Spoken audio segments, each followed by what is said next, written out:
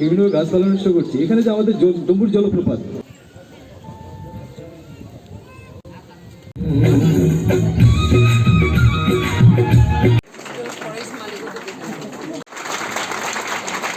Certificate তখন পাওয়া যায় যদি প্রত্যেকটা ঘর নিশ্চিত করে প্রত্যেক বাবা যে প্রত্যেক রোপণ হয়।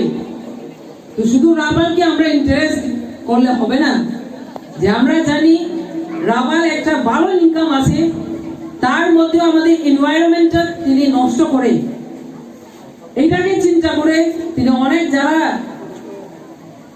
প্লান্টেশন করেন, আপনারা প্রমাণ দেখতে পাই। আমরা নিজস্ব আমাদের সাব ডিভিশন, অন্য সাব ডিভিশনের কথা বলবো না, কিন্তু আমাদের সাব ডিভিশনের মধ্যে আমরা ম্যাঙ্গো ফেস্টিভ্যাল কেন করা হয় ত্রিপুরা রাজ্যের মধ্যে, আমাদের যে নারকেল কুঞ্জতে, আমাদের এই ত্রিপুরা রাজ্য শুধু রাবার না, বিভিন্ন ধরনের ফলের গাছও এখানে ফলন হয়। আমাদের জমি কিন্তু আমাদের দলাই ডিস্ট্রিক্টে বিশেষ করে আমাদের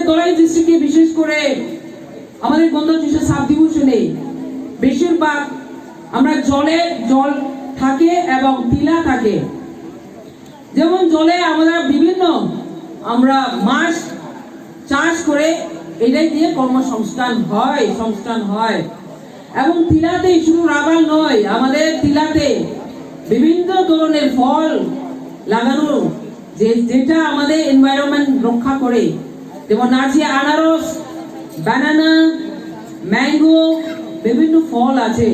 তাই আমি বলবো না যে রাবার বাগান করাটা খারাপ কথা বলছি না, তবু আমরা সব দিক দিয়ে আমরা চিন্তা করে আমরা প্লান্টেশন করতে হবে।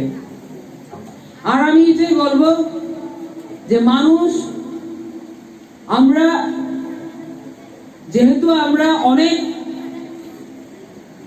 আমাদের সাব ডিভিশনে একটা ব্যাকওয়ার্ড জায়গা, তবু যারা পড়াশোনার দিকে, এডুকেশনের দিকে আমরা যেহেতু আমাদের সাব ডিভিশন পিছিয়ে পড়ে থাকে, তাতে হয়তো মানুষ বুঝে না। আমরা শুনি বাইরে গেলে যে অনেকটা জায়গা কমের মধ্যেও সারাউন্ডিং বা ছাদের উপরে গাছের ইম্পর্টেন্সটা এখন বুঝে যারা শহরে টাউনে যারা থাকে। আপনারা দেখবেন বড় বড় বিল্ডিং এর কারণে তাদেরকে গাছ লাগানোর জায়গা তাদের নেই, তখন এটাকে কি করে তারা সৌন্দর্য একটা সিনারির মতো একটা বিল্ডিং উপরে, ছাদের উপরেও তারা এখন গাছ লাগাচ্ছে।